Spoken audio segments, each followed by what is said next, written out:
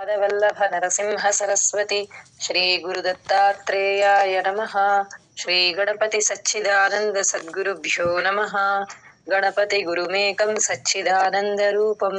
विबुध निवह सेव्यं योगमार्गाधिरूढं शरणमुपगतानामार्ति संघाद्रिवज्रं मम हृदय निवासं भक्तिनम्रो नमामि।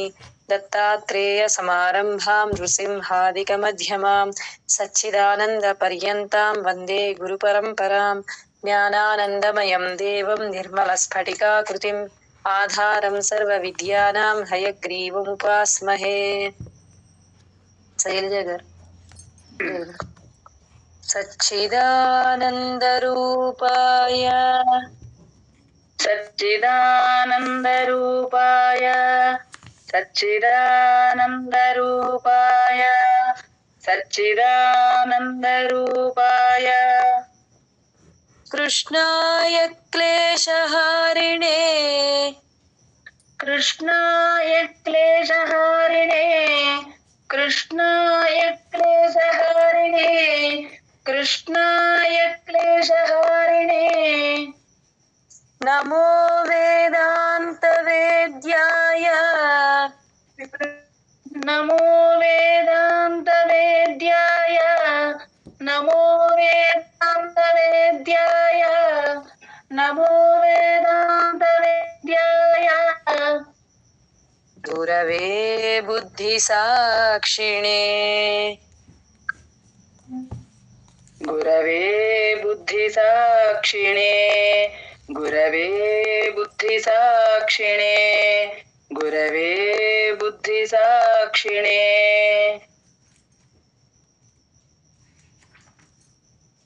सच्चिदानन्दरूपाय कृष्णाय सच्चिदानन्दरूपाय कृष्णाय क्लेशहारिणे सच्चिदानन्दरूपाय कृष्णाय क्लेशहारिणे सच्चिदानन्दरूपाय कृष्णाय क्लेशहारिणे सच्चिदानन्दरूपाय कृष्णाय क्लेशहारिणे नमो वेदान्तवेद्याय गुरवे बुद्धिसाक्षिणे नमो वेदान्तवेद्याय गुरवे बुद्धिसाक्षिणे नमो वेदान्तवेद्याय गुरवे बुद्धिसाक्षिणे नमो वेदान्तवेद्याय गुरवे बुद्धिसाक्षिणे सच्चिदानन्दरूपाय कृष्णाय क्लेशहारिणे नमो वेदान्तवेद्याय गुरवे बुद्धिसाक्षिणे गुरवे बुद्धिसाक्षिणे सच्चिदानन्दरूपाय कृष्णाय क्लेशहारिणे नमो वेदान्तवेद्याय गुरवे बुद्धिसाक्षिणे गुरवे बुद्धिसाक्षिणे गुरवे बुद्धिसाक्षिणे ఒక్కసారి గురవే బుద్ధి సాక్షిణే గురవే అంటే 2 సార్లు మళ్ళీ 3వసారి చెప్పారు అంటే నాకు ఫస్ట్ సరిగ్గా రాలేదేమో అనిపించింది అండి ఒకసారి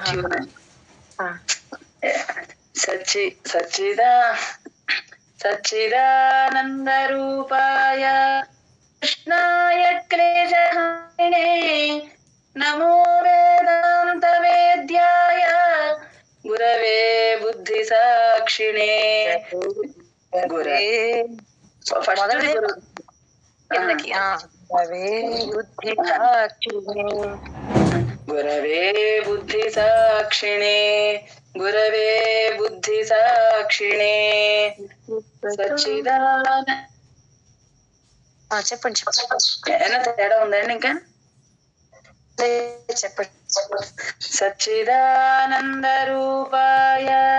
कृष्णाय क्लेशहारिणे नमो वेदान्तवेद्याय गुरवे बुद्धिसाक्षिणे गुरवे बुद्धिसाक्षिणे सच्चिदानन्दरूपाय कृष्णाय क्लेशहारिणे नमो वेदान्तवेद्याय गुरवे बुद्धिसाक्षिणे गुरवे बुद्धिसाक्षिणे सच्चिदानन्दरूपाय कृष्णाय क्लेशहारिणे नमो वेदान्तवेद्याय गुरवे बुद्धिसाक्षिणे गुरवे बुद्धिसाक्षिणे सच्चिदानन्दरूपाय कृष्णाय क्लेशहारिणे नमो वेदान्तवेद्याय गुरवे बुद्धिसाक्षिणे गुरवे बुद्धिसाक्षिणे सच्चिदानन्दरूपाय कृष्णाय क्लेशहारिणे नमो वेदान्तवेद्याय गुरवे बुद्धिसाक्षिणे गुरवे बुद्धिसाक्षिणे सच्चिदानन्दरूपाय कृष्णाय क्लेशहारिणे नमो वेदान्तवेद्याय गुरवे बुद्धिसाक्षिणे गुरवे बुद्धिसाक्षिणे सच्चिदानन्दरूपाय कृष्णाय क्लेशहारिणे नमो वेदान्तवेद्याय गुरवे बुद्धिसाक्षिणे गुरवे बुद्धिसाक्षिणे सच्चिदानन्दरूपाय कृष्णाय क्लेशहारिणे नमो वेदान्तवेद्याय गुरवे बुद्धिसाक्षिणे गुरवे बुद्धिसाक्षिणे सच्चिदानन्दरूपाय कृष्णाय क्लेशहारिणे नमो वेदान्तवेद्याय गुरवे बुद्धिसाक्षिणे गुरवे बुद्धिसाक्षिणे सच्चिदानन्दरूपाय कृष्णाय क्लेशहारिणे नमो वेदान्तवेद्याय गुरवे बुद्धिसाक्षिणे गुरवे बुद्धिसाक्षिणे यस्य प्रसादादहमेव विष्णुः यस्य प्रसादादहमेव विष्णुः यस्य प्रसादादहमेव विष्णुः यस्य प्रसादादहमेव विष्णुः मय्येव सर्वं परिकल्पितं च मय्येव सर्वं परिकल्पितं च मय्येव सर्वं परिकल्पितं च मय्येव सर्वं परिकल्पितं च इत्थं विजानामि सदात्मतत्त्वम् इत्थं विजानामि सदात्मतत्त्वम् इत्थं विजानामि सदात्मतत्त्वम् इत्थं विजानामि सदात्मतत्त्वम् तस्याङ्घ्रिपद्मं प्रणतोऽस्मि नित्यम् तस्याङ्घ्रिपद्मं प्रणतोऽस्मि नित्यम् तस्याङ्घ्रिपद्मं प्रणतोऽस्मि नित्यम् तस्याङ्घ्रिपद्मं प्रणतोऽस्मि नित्यम् यस्य प्रसादादहमेव विष्णुः मय्येव सर्वं परिकल्पितं च यस्य प्रसादादहमेव विष्णुः मय्येव सर्वं परिकल्पितं च यस्य प्रसादादहमेव विष्णुः मय्येव सर्वं परिकल्पितं च यस्य प्रसादादहमेव विष्णु यस्य प्रसादादहमेव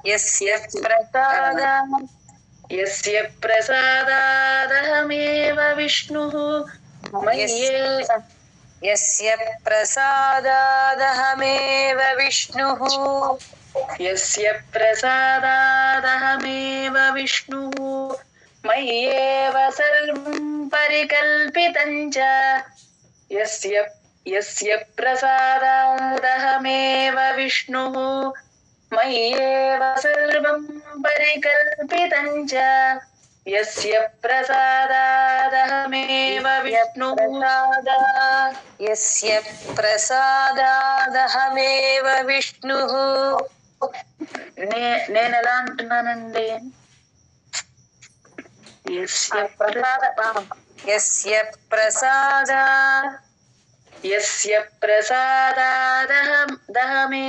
विष्णुः यस्य प्रसादादहमेव विष्णुः मय्येव सर्वं परिकल्पितं च यस्य प्रसादादहमेव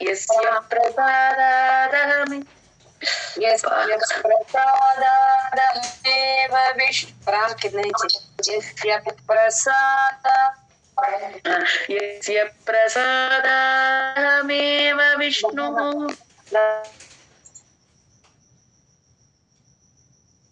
यस्य प्रसादादहमेव विष्णुः मय्येव सर्वं परिकल्पितं च यस्य प्रसादादहमेव विष्णुः मय्येव सर्वं परिकल्पितं च यस्य प्रसादादहमेव विष्णुः मय्येव सर्वं परिकल्पितं च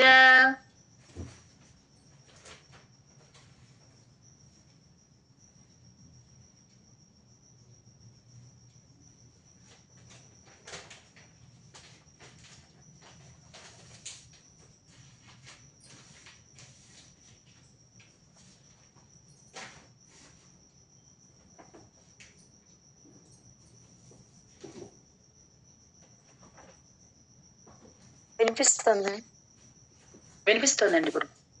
ఇత్థం విజానామి సదాత్మతత్వం తస్యాంఘ్రి పద్మం ప్రణతోస్మి నిత్యం ఇత్థం విజానామి సదాత్మతత్వం తస్యాంఘ్రి పద్మం ప్రణతోస్మి నిత్యం ఇత్థం విజానామి సదాత్మతత్వం तस्यांघ्रि पद्मं प्रणतोऽस्मि नित्यम् इत्थं विजानामि सदात्मतत्त्वम् तस्यांघ्रि पद्मं प्रणतोऽस्मि नित्यम् यस्य प्रसादादहमेव विष्णुः मय्येव सर्वं परिकल्पितं च इत्थं विजानामि सदात्मतत्त्वं तस्यांघ्रि पद्मं प्रणतोऽस्मि नित्यम् यस्य प्रसादादहमेव विष्णुः मय्येव सर्वं परिकल्पितं च इत्थं विजानामि सदात्मतत्त्वम् तस्यांघ्रि पद्मं प्रणतोऽस्मि नित्यम् यस्य प्रसादादहमेव विष्णुः मय्येव सर्वं परिकल्पितं च इत्थं विजानामि सदात्मतत्त्वम् तस्यांघ्रि पद्मं प्रणतोऽस्मि नित्यम् यस्य प्रसादादहमेव विष्णुः मय्येव सर्वं परिकल्पितं च इत्थं विजानामि सदात्मतत्त्वम् तस्यांघ्रि पद्मं प्रणतोऽस्मि नित्यम् కూడా అంతే అండి. దాని గురవే లాగానే ఇంకొకసారి తస్యాంఘ్రి పద్మం ప్రణతోస్మి నిత్యం, తస్యాంఘ్రి పద్మం ప్రణతోస్మి నిత్యం. రెండు ఒకలాగే అనాలండి, తేడా ఉందండి అని రెండు ఒకలాగే. తస్యాంఘ్రి పద్మం ప్రణతోస్మి నిత్యం, తస్యాంఘ్రి పద్మం ప్రణతోస్మి నిత్యం. యస్య ప్రసాదాదహమేవ విష్ణుః మయ్యేవ సర్వం పరికల్పితం చ ఇత్థం విజానామి సదాత్మతత్వం. తస్యాంఘ్రి పద్మం ప్రణతోస్మి నిత్యం, తస్యాంఘ్రి పద్మం ప్రణతోస్మి నిత్యం. యస్య ప్రసాదాదహమేవ విష్ణుః మయ్యేవ సర్వం పరికల్పితం చ ఇత్థం విజానామి సదాత్మతత్వం. తస్యాంఘ్రి పద్మం ప్రణతోస్మి నిత్యం, తస్యాంఘ్రి పద్మం ప్రణతోస్మి నిత్యం. యస్య ప్రసాదాదహమేవ విష్ణుః మయ్యేవ సర్వం పరికల్పితం చ ఇత్థం విజానామి సదాత్మతత్వం. తస్యాంఘ్రి పద్మం ప్రణతోస్మి నిత్యం, తస్యాంఘ్రి మహాప్రణవం తస్యాంఘ్రి పద్మం ప్రణతోస్మి నిత్యం, తస్యాంఘ్రి పద్మం ప్రణతోస్మి నిత్యం. యస్య ప్రసాదాదహమేవ విష్ణుః మయ్యేవ సర్వం పరికల్పితం చ ఇత్థం విజానామి సదాత్మతత్వం. తస్యాంఘ్రి పద్మం ప్రణతోస్మి నిత్యం, తస్యాంఘ్రి పద్మం ప్రణతోస్మి నిత్యం. యస్య ప్రసాదాదహమేవ విష్ణుః మయ్యేవ సర్వం పరికల్పితం చ ఇత్థం విజానామి సదాత్మతత్వం. తస్యాంఘ్రి పద్మం ప్రణతోస్మి నిత్యం, తస్యాంఘ్రి పద్మం ప్రణతోస్మి నిత్యం. యస్య ప్రసాదాదహమేవ విష్ణుః మయ్యేవ సర్వం పరికల్పితం చ ఇత్థం విజానామి సదాత్మతత్వం. తస్యాంఘ్రి పద్మం ప్రణతోస్మి నిత్యం, తస్యాంఘ్రి పద్మం ప్రణతోస్మి నిత్యం. యస్య ప్రసాదాదహమేవ విష్ణుః మయ్యేవ సర్వం పరికల్పితం చ ఇత్థం విజానామి సదాత్మతత్వం. తస్యాంఘ్రి పద్మం ప్రణతోస్మి నిత్యం, తస్యాంఘ్రి పద్మం ప్రణతోస్మి నిత్యం.